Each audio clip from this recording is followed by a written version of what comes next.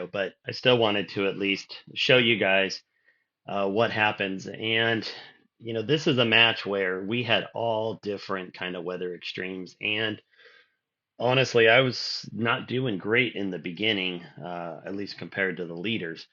And this is just a really good example of a match where, as long as you just stick in it and you keep shooting your game, anything's possible. So I don't have a lot of video, and a lot of people ask, like, how come you don't get video of the matches and this and that? Well, to be honest, I'm there to compete. And I know I make videos, and I do a lot of this kind of stuff, but it's really hard to kind of switch your heads back and forth, and to be a YouTube guy 1 minute and then be a competitor the next. And you're setting up and you're scoring, and there's just not a lot of time during matches to do anything but be a competitor one way or another. You're either helping somebody set up, or you're scoring, or you're doing whatever. Um, and not only that, but to be honest, a lot of guys that are on the line are a little more private, so it's tough to get out there and video people who don't want to be videoed, or don't necessarily want to have their personal lives put out on the internet. So I try to be as respectful as I can of that, and I don't have a personal film guy or girl that is going to come out and film me shooting. So it gets tough sometimes. So I do my best, and there's times I can do more. This just wasn't one of those times, but I'll at least walk you through my relays and kind of show you what happened. So this was Saturday morning. Now we had already waited. This was after 11 o'clock. We were originally supposed to start around 8, I think it was. And it was just pouring rain, just absolutely pouring rain.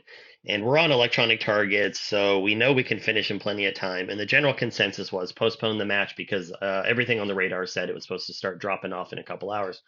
So we went back to the house, and a bunch of guys who had never shot in the rain kind of set up some rain gear. And it was actually a really good chance for a lot of people to get set up for the rain. By the time we got back out here to start shooting relay one, you can see my mat is still already soaked here. It was really wet. It was still sprinkling off and on. I have this tarp over here on the right to put over my gear.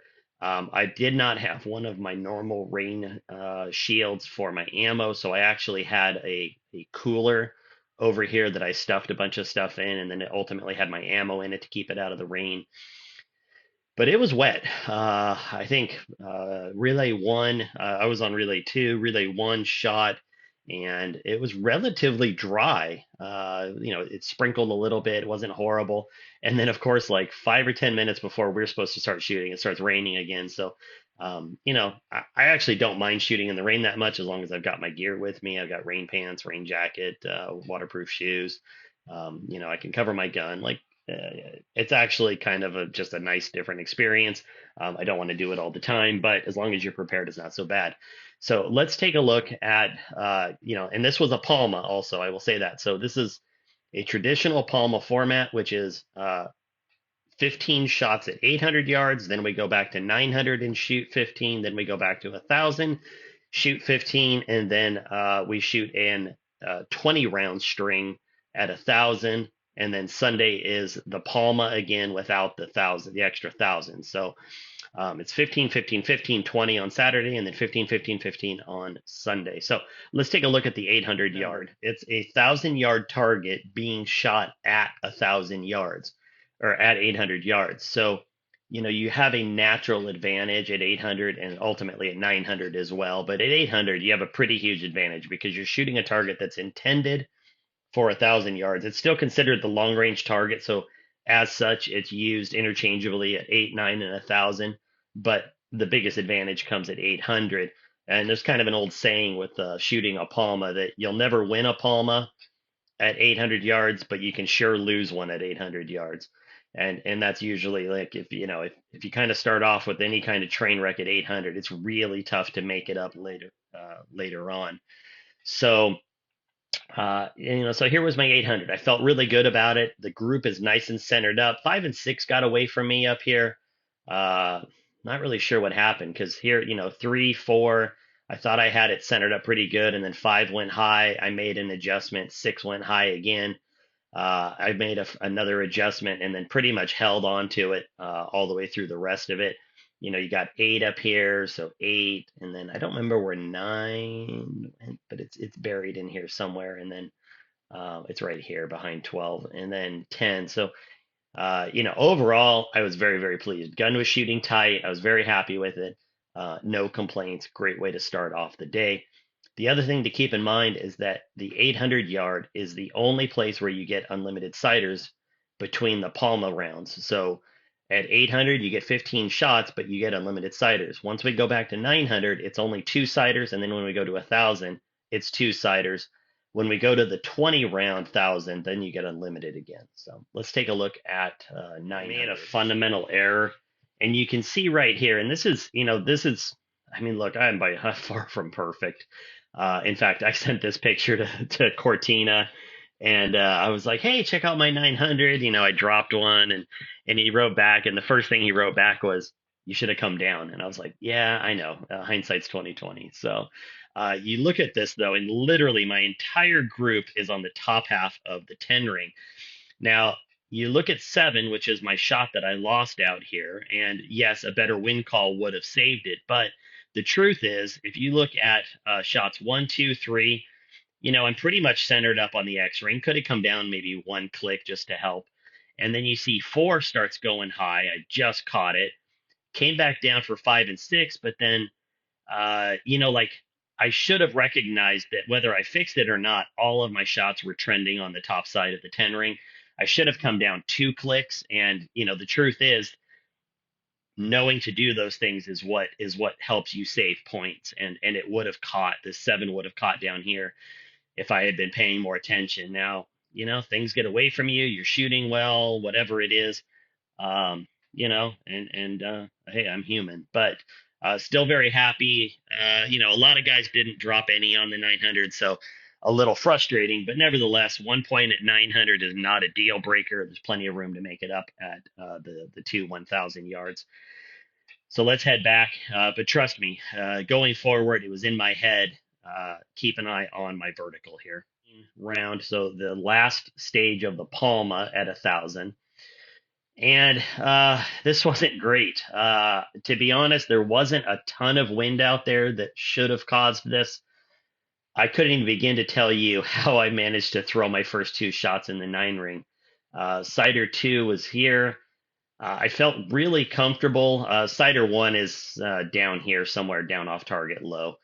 Um, but Cider 2, I felt really good about its location. I was holding somewhere right in here for Cider 2. I came out a ring and said, okay, like that should center me up because I felt really good. What you can't see is that Cider 1 was pretty much centered up with the 10 ring down below. So I knew that my wind was feeling pretty good. So I came out another ring.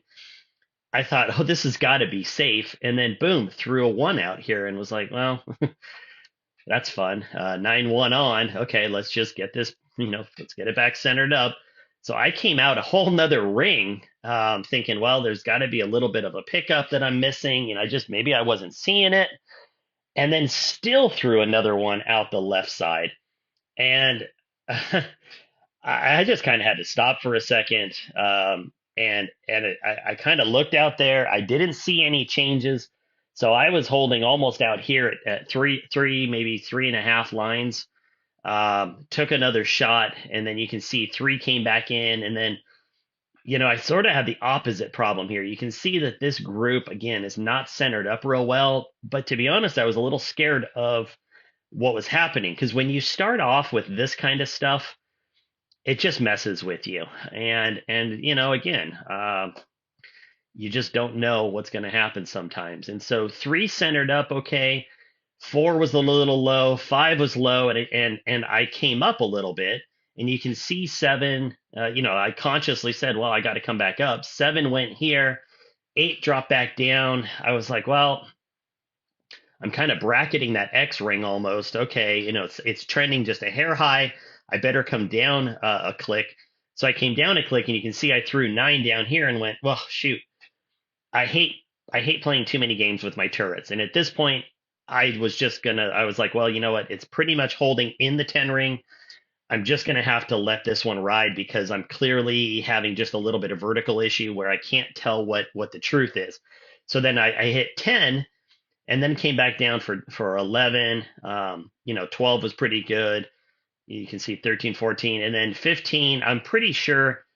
So there's something going on. I need to take a look because I'm going to do another video here coming up from a match that was 2 weeks after this. I've just been a little bit delayed with some personal stuff, but there's another match, and you're going to see that I am doing something that is inducing low right shots, and it is not typically a problem that I have. So I don't know if it's something in my rest or my bag or my gun handling, like something's changed that's causing me to throw a couple shots down in the low right, and it's a persistent problem right now, so I've got to get this rectified, and I don't know exactly, like there's a couple things that could be causing it.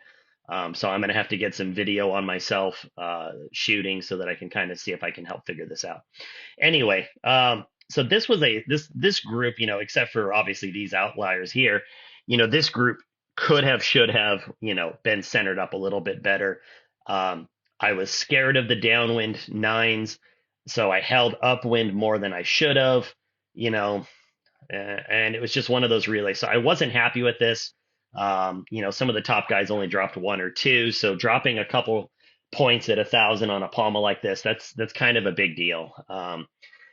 At some of these matches, a couple points can be a mile.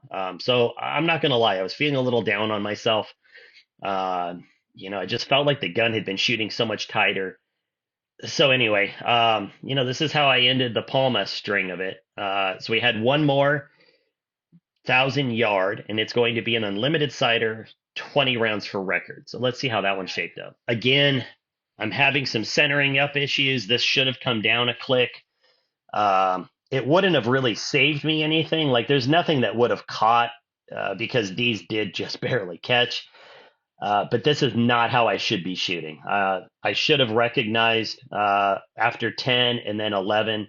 When you get a validation shot like this where you're going, okay, these are trending high, I should have taken a little more corrective action. I probably came down like a click or something, and I probably should have come down a couple clicks. You can see 12 went high, and then I made a drastic change that pushed 13 down here. And I think what I did is after this one, I was like, well, shoot, I'm really missing this. And I came down 2 clicks. And at this point, the barrel's getting a little more fouled. It's probably speeding up a little bit. It's going to get just slightly bigger in how it shoots. And then 14 came up, and then the rest of it I rode out pretty good. Like 20 just barely caught there. But, 15, 16, 17, 18, 19 were all really good. I will tell you that I was making the same hold as all of these with 20 that flew up, and that's just the way it goes. I got really lucky. Let's face it, like these were liners.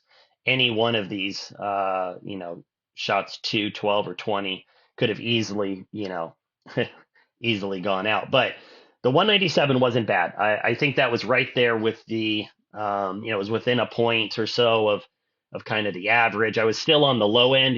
There were some higher scores shot, but at this point, I finished out the day okay. I wasn't feeling super great, but I was still shooting decent. But it's hard, it's just tough. It's tough to shoot well and just have it not be enough for the day. And you do often sit there listening to yourself saying, what could I have done? How do I learn from this? And I was really trying to stay positive. I actually called Eric and we talked for a minute, and I said, I'm really struggling here. I'm struggling because I really feel like I'm doing everything right, minus some of the centering up issues. If I can learn from that, how do I go into Sunday? And he's like, look, just shoot your match. He goes, it doesn't matter what everybody else is shooting. That, and I know that. Like, I know that all I can do is shoot my match and let everybody else lay where they do. But it's human nature. It's competitive. You get out there, you see how other people are doing. It's something that you could have done under different conditions.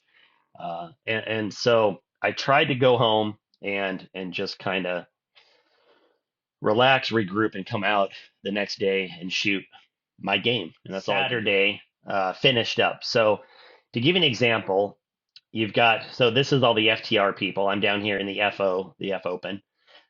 Keith was shooting great. CJ, my buddy, was just killing it. Norm, as usual. Jeremy, Tim, like these are Todd. These are all really heavy hitters. Really, really heavy hitter shooters. So, I have to take some of it in stride and say, well, if I'm only a couple points back of these guys who, I look up to on a daily basis, that's not too bad. Like I shot my game. I made some mistakes. It cost me some points. Shoulda, coulda, woulda. You can't go back. So, I was in, what is it? One, two, three, four, five, six, seven. I was in eighth place and 5 points behind first. And I told myself, look, if I can go into this and at least do my best, maybe I can pick up a point or two. Maybe I can get up to fourth or fifth or something like that. Sixth, like anything would have been an improvement, right? You never want to leave the first day and go down on the second day. So try to figure out what I could do. So let's take a look at Sunday morning. Sunday morning at 800 yards. This was a little painful. You can see all of my shots were downwind. I was holding on the right side. I had all of this 10 ring over here that I should have been centering up on. If you look, see how this group is over here on the left side. So it's encompassing the X ring, the 10 ring, and some of the 9. Well, that whole blue box should have been centered up. And that's my mistake. I should have taken another, half to a full ring. Um, another half ring would have centered it up perfectly. I did not address it correctly. Um, I shot very defensively, and that was the wrong approach. And this is 2 points is a lot at 800 yards to drop. Yes, we had some wind. Yes, there was a little more condition out there, but at 800 yards, that's nobody wants to start dropping a couple points, especially when you're already down in eighth place. So started with a great attitude, sort of felt a little dejected. Was definitely a little mad at myself. And at this point, I just said, well, I don't have anything to lose, and I'm going to start shooting a little more aggressively. I'm going to just try to learn something. I'm going to try to have some fun and, go from there. I was really, really happy with this. Yes, it's at 900 yards. Yes, it should have been cleanable, but I took my time. I shot the way I wanted to shoot. Again, I was the king of 9-1 on at this match for some reason. I was lucky to shoot the 9. I'll be honest. If you look at my ciders, I went 10 for um, cider 1, which is down. I think it was over on the right, actually, if I remember. And then I kind of made an adjustment and then threw this 8 over here, and we had a little more wind. But this is when you have no more ciders left and you throw an 8 like this, that's not fun. You've got to really kind of gut check yourself and say, okay, where was the first shot? Where was the second shot? What changed in the conditions? How do I adjust for this? And even though I didn't want the 9-1 on, my goal after that 8 was to at least just buy in on that first shot and get a 9 or better. And that is a real strategy. Like there are times where you have to just tell yourself a 9 is good enough, because I know that I'm guessing here. I'm making a wild call. And I can't remember what I did on this one, to be honest, but to give you an example, it was probably something like I held center on the first cider. Oh, here it is. That's right. I thought it went out a little bit more, but it was a 10. So I held somewhere in center and shot this 10 over here. And I did relatively the same hold is what that was the only thing that makes sense now that I'm thinking about it. And then threw this left 8. So you sit there going, well, shoot, that's, that's a minute or more of wind. I got to make a quick change here. So I came out to the right. I was a little too aggressive because I wasn't sure how much it was building. So I had an upwind 1 here, upwind 9 on this shot 1, and then came back in a little bit and ran it fine. But I felt really good about this. Like this was a really great string. I had my stride back. I was feeling good about myself. I at this point I wasn't really worried about making anything in terms of real adjustment. Nobody was really moving on the leaderboard. The people that were leading at the end of Saturday were kind of shooting their same game. A lot of the people down the board were shooting the same game. There might have been a person going up or down, relative, but there was no major movement at this point. So not a lot to look forward to other than to say I shot the best I could. And I was really happy with that. So, I mean, 10Xs is great. It's a great looking group. It is pretty centered up. If I am going to not have a group centered up, I want it to be on the upwind side. So if you remember on that 800-yard target, I think it was the 800. It was centered on the downwind side because I was holding over here on the right and the shots were going downwind. Okay, that's a weak defensive position. If I'm going to be not centered up and I'm going to have some shots that are kind of steering towards one side or the other, I want them to be on the upwind side. It means I'm shooting aggressive. It means I'm trying to get ahead of the wind. And I was holding over here the whole time, and my shots are indicative of that. So this felt great, and that's all I can tell you. This shot the way that it should have in my head, the way that I was holding.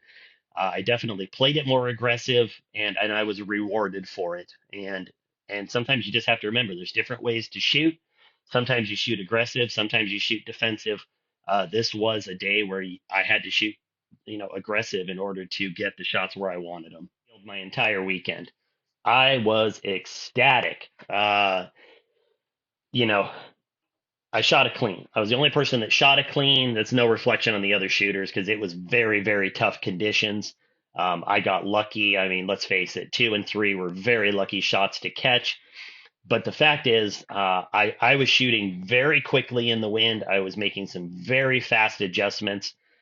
This this was an interesting one because I'm trying to remember, it was windy, and I think I had, I'm sorry, I should have taken better notes on this. It was a couple weeks ago, but I want to say I had 5 minutes in the gun. In fact, on my Trigicon, I can't go past 4 minutes and change without hitting the stop on the windage. And I actually had to pull my cap, reset my zero, and add more wind to get to like 5 or 5.5 minutes. I was holding over here close to 2.5 minutes when I started. So if you look, shot six is way out to the right. This nine for the cider came in, and I felt good about it. And I was all the way over outside on the left over here. And then you can see one came in, two barely caught. I tried centering it up a little bit here vertically, three, four, five. By the end of this, and I was walking, so walking. Uh, I came in, no, I was further out because I came into center and I had like 5 minutes in the gun and I was holding the edge of black ring, which is going to be out there at like the outside of the near the eight ring and or seven ring rather. And I started out there with 5 minutes in the gun, and over the course of all 15 shots, just kept walking it in and walking it in as the let off was coming. And it was sort of a strategy that I went into it with. I wasn't sure how it would work. I sat on my gun a little bit and was watching. Again, I didn't figure I had anything to lose. I'm not going to say there wasn't some luck involved because you cannot shoot in the wind that we had. You figure I had somewhere like 8 minutes total shooting, which is 80 inches. So my gun was pointed 80 inches to the left of the of center in order to hit these. So there's always going to be some factor of luck involved. But the point is, the gun held together. I was shooting very aggressively on this one. I was shooting, trying to run it in a way that made sense to my style of shooting. And, I got lucky and was rewarded for it. And this just felt great. Like, I'm not going to lie. Like, I don't care how bad you shoot. I don't care what position you're in. If you can finish a match shooting something like this in the conditions we had, there's no way to go home feeling bad about yourself. So I got up. I had no idea how everybody else had done because, again, I'm shooting with some really high caliber shooters who honestly make this look a lot easier than I do. So um, uh, I don't know. I got up. We had to wait for the tabulation on the final results, and this is where it shook out. This is what a difference one or two rounds can make in really bad conditions. If you remember, there was a different group of people up here at the top. Norn was in third. I think Todd was under Norm before. They both shot, really consistently, really well in the conditions over here. But it was this last relay where I made up the points. You can see where there's some people that dropped, 8 points, 6 points, 5 points, 6 points, um, 11 points, on the day. And, it was just, I got really fortunate. I dropped 3 points on the entire day. That was enough to catch up. It's just the way it shakes out when you're shooting with, like, I mean, literally there are one, two, three, four, five, six, seven of the top 50 open shooters in this match, not to mention, one, two, three, four. Oh, sorry. No, there was actually more than that. There was, I think, nine because Jason, Chris, yeah. So there were nine of the top 50 F open shooters in the country at this match.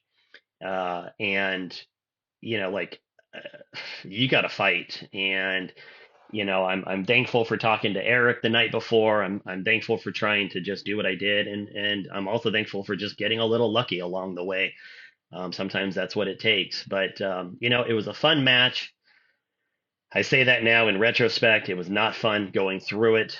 We went through rain, we went through wind, we went through sun, we went through, I mean, dust. I mean, there was no mirage. It was a very, very tricky 2 days of shooting. Um, but I felt good at the end. Of course, I'm not gonna lie, it's always easier to feel good when you place well. But even if I had finished sixth, seventh, eighth, somewhere in there after shooting that clean at 1,000, like, that's just, that would have been good to walk away from.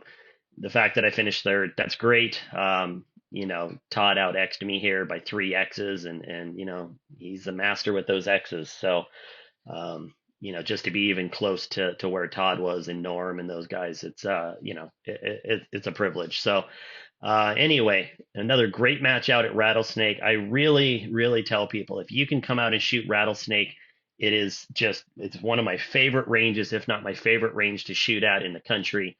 You never know what you're going to get. It's very challenging. And it's just a really good group of people. The guy John that runs it is an amazing guy. Um, the guy runs the matches and never shoots. He does it purely for the love of the match, and he is um, very professional. He is very by the book, but incredibly approachable, and does what it takes to have a good match without sacrificing anything. And he's been doing it for years and years and years without ever laying down on the range to shoot with us. And that's not easy to find. So big kudos to John and his running of the Rattlesnake matches. So anyway, appreciate you guys watching. I'm sorry it took so long. Life gets in the way sometimes, but I've got another video that's going to be coming out here soon with my most recent match. So you guys have a good one. We'll talk later.